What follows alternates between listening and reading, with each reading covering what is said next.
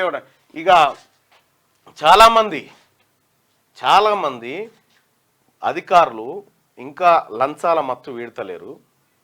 నేను చెప్తా ఉన్నా, ఈ యాదాద్రి భువనగిరి జిల్లాలో డిపిఓ గారు మీరు కొద్దిగా పద్ధతి మార్చుకోండి, మీ మీద విపరీతమైన లంచాల ఆరోపణలు వస్తూ ఉన్నాయి.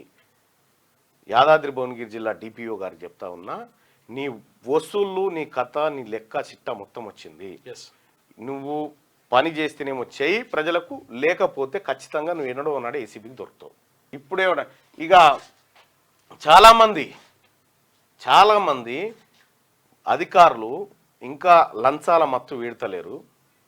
నేను చెప్తా ఉన్నా, ఈ యాదాద్రి భువనగిరి జిల్లాలో డిపిఓ గారు మీరు కొద్దిగా పద్ధతి మార్చుకోండి, మీ మీద విపరీతమైన లంచాల ఆరోపణలు వస్తూ ఉన్నాయి.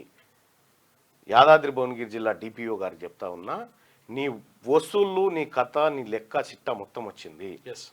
నువ్వు పని చేస్తేనేమో చెయ్యి ప్రజలకు, లేకపోతే ఖచ్చితంగా నువ్వు ఎన్నడో ఉన్నాడు ఏసీబీకి దొరుకుతావు. లైక్ చేయండి,